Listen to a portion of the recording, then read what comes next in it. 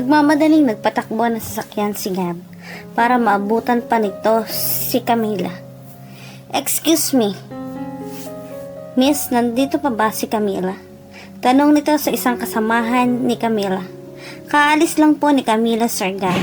"Bakit po?" "Wala lang, mga anong oras siya umalis?" "Mga bandang 11:00 po." "Dapat po kanina pa po siya nag-out pero hindi po mapakali, parang may hinahanap sa paligid," sabi na kasama nitong si Erica. "Talaga? Ganun ba? Sige, baka maabutan ko pa siya." "Sige," tsaka kumaripas itong papunta na takbo ng sasakyan ni Gab. Pero hindi niya talaga naabutan si Camila, habang si Camila naman ay inis na inis dahil sa nakita niyang kaswitan ng dalawa. "Wala akong pake kahit maghaharutan pa kayong dalawa." Nakakainis yung babae na yun. Akala mo kung sino nakakapikon. Tsaka tinanggal ng medyas at napasandal sa higaan. Matagal din siya bago nakatulog sa kaisip kay Gabriel. "Camila, anong nangyayari sa'yo? Bakit mo pa iniisip ang lalaking yon?" Tanong ko sa sarili habang pinipilit na mawala sa isip si Gab, na biglang may tumawag.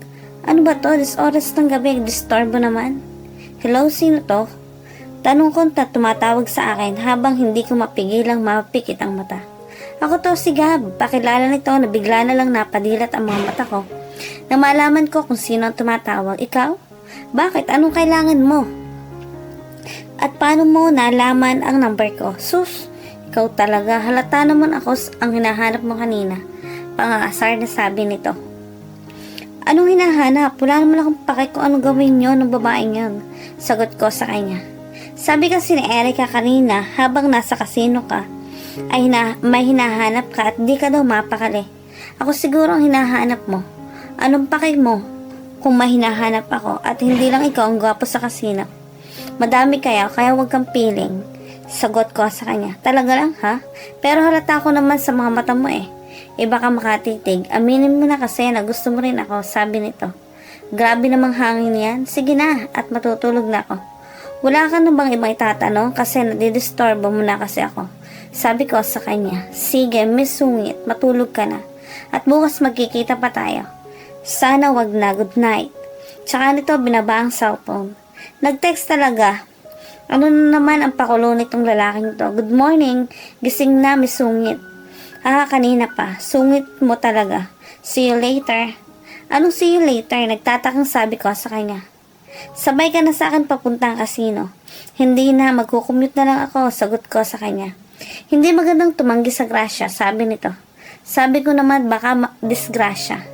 "See you later, Sungit." Pagkatapos kong maligo, napatingin na lang ako sa labas kung totoo ba talaga ang sinabi ni Gab at nakita ko nga kanyang sasakyan. Kaya nagmamadali ako nagbihis at bumaba. "Hi Sungit, halika na. Alis na tayo." "Talagang ang kulit mo." "Sige na, sakay na ka na," sabi nito sa akin habang inaayos ang buhok sa salamin. Hindi naman ako makatanggi lalo na nang tingnan ko ang relo. Malapit na pala humaling. "Sige na, sasakay ako. Total, nandito ka naman din at nakukulitan na lang ako sa'yo." Habang nasa loob ako ng sasakyan, mas nakita ko pa ng malapitan ang mukha ni Gab. Napaka-perfecto niya. Hindi na nagdadalawang isip na isipin sa kanya. Kaya madami nagkakagusto sa kanya dahil nasa kanya na ang lahat. Habang nagmamaneho si Gab, may kinuha siya sa likuran ng kanyang inuupan. "Binili ko para sa'yo." "Bakit may pabulaklak ka pa? Anong ibig sabihin nito?" "Wala, binili ko lang iyan. Kasi kawawa naman yung babae nagbebenta kasi mga bulaklak wala namang nabili sa kanya. Kaya binili ko. Wala din naman akong girlfriend para bigyan na yan." Sabi nito sa akin. "Sus, kunyari ka pa dyan." Yung babae kagabi, tanong ko sa kanya. Siya ba?" "Si Dayan, kaibigan ko." Sagot nito sa akin. "May kaibigan bang ganyan? Halos mawala ng mga labi nyo sa kakikis niyo dalawa." Sabi ko sa kanya. "Pinagbigyan ko lang naman siya. Mahirap tumanggi sa grasya, alam mo na." Sagot nito sa akin. "Talagang ganyan kayo mga lalaki. Nandito na tayo. Siguro mamaya na ako papasok sa loob. Hinatid lang naman kita para hindi ka malig. May pupuntahan pa ako." Paliwanag nito sa akin. Salamat nga pala, saka ako bumaba. Walang anuman, mabilis na nagpatakbo ng kanya sasakyan. "Uy, ano yan? Nakita ko kayo. Naliligaw na ba si Gab sa'yo?" Sa Camila, tanong ng aking kasama.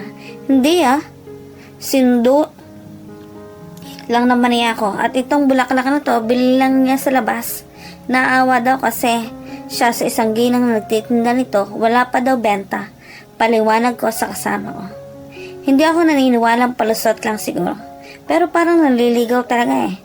Ewan ko sa'yo, Erica, ano ba kasi yung mga sinasabi mo? Sabi niya kasi na hindi raw ako mapakali kagabi.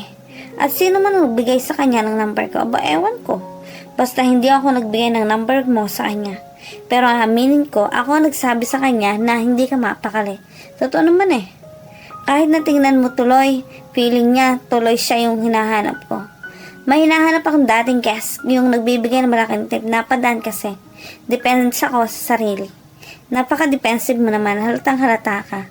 Kagabi nga, inis na inis ka sa babae niya, kagabi. Abangan, ano nga naman, sino bang hindi maiinis sa babae ngayon? Utos ng utos sa akin. Hindi ko naman sinasadyang matapong na yung wine na galit. Ang lagkit kasi ng tingin ni Gab sa'yo, kaya nainis siya. Hindi naman type ni Gab. Nakita mo naman, kagabi, diba?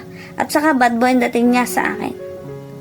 Kaya hindi ko siya nagugustuhan. Kung mayaman naman, ang dami dito. At ayoko na sa lalaking lapitin ng mga babae. Masakit sa ulo yan. Sige na, magtrabaho na nga tayo. Kumusta na kayo ni Gab? Camila, tanong ni Bossing na nakangiti. Boss, wala naman po boss. Ewan ko po ba sa lalaking yun? Parang nangiinis lang naman sa akin eh. Sagot ko sa amo ko. Baka magtaka ka, ako nga pala nagbigay ng number mo sa kanya. Makulit kasi eh. Kaya binigay ko na lang. Kaya pala boss, bigla na lang siyang nag-text kagabi. Huwag kang mag-alala, talagang pili ang batang yan. Pero mabait naman. Napakayaman ng pamilya nan. Nasa labas ang magulang niya, kaya dito walang napipigil sa kanya. Nagagawa niya lahat ng gusto niya. Kwento sa akin ni boss. Yung babaeng kasama niya kagabi boss, sino yun? Sa pag-aalam ko, classmate niya. Mahilig din yun sa casino. Matagal na yung may gusto kay Gab, pero hindi naman niya pinapatulan. Dahil halos gabi-gabi lasing kong umuwi. Hindi ako naniniwalang wala silang ginawa. Sinasabi pa nga niya, mahirap daw tumanggi sa grasya. Hapil yung bata. Sige Camila, ikaw nang bahala dito at may lalakarin pa ako ha. Opo sir, wala mong problema. Nang biglang dumating ang asungot at may dalang babae. Tito, saan po kayo pupunta? Tanong nito sa kanya tito. Alis muna ako, may mahalagang lakad. Kasama pala si Alexa. Oo tito, sinundo ko nga to sa airport kanina. Sige, maiwan ko muna kayo. Mag-enjoy na lang kayo dyan ha. Alexa, siya nga pala si Camila. Hi Camila, she's pretty. Sabi ng babae. And Camila, she's my cousin, Alexa. Hello po, Ma'am Alexa. Give me some water, please. Sandali lang, kukuha na ako, ma'am. Bakit tubig lang in-order mo? Madami namang inumin. Alam mo namang kararating ko lang. Habang nag-uusap si Alex at si Gab, kami naman ni Eric ay panay chika sa loob. Alam mo, hindi ako naniniwalang pinsan niya yan. Bakit naman? Tingnan mo kung makahawak sa baywang ng babae. Ikaw talaga, kahit ano na lang iniisip mo dyan. Baka sweet lang siguro sila ni Gab sa pinsan niya. Parang iba talaga ang nararamdaman ko sa lalaking to. Aminin ko man o hindi sa sarili. Iba si Gab sa ibang lalaki. Siya yung tipong bad boy pero napaka-sweet. Sabi ko kay Erica, may pagka-sweet nga. Kahit sa pinsan, ang sweet nila Naiinggit yata yung isa dyan. Kantsaw sa akin ni Erica. May pinsan din man akong ganyan. Napakakayaran kung minsan at hindi ako naiinggit, no? Sabi ko naman pang asar kong kasama. Hala ka, bumalik yung kasama niya kagabi, sabi ng kasama ko. Excuse me, nakita mo ba si Gab? Tanong nito sa kasama ko. Ayun po siya ma'am, tinuro ng aking kasama si Gab at galit nitong nilapitan ng babae. Ano ka ba Gab?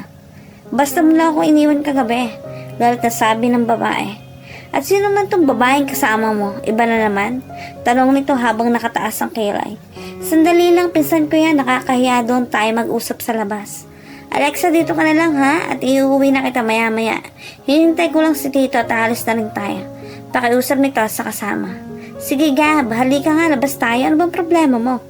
Kagabi, basta mo lang ako iniwan. Hindi ka obligasyon ang magpaliwanag sa iyo.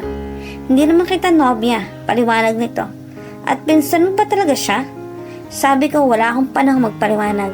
Tsaka umalis ito at pumasok sa loob. Gab! Sigaw ng babae sa pangalan nito.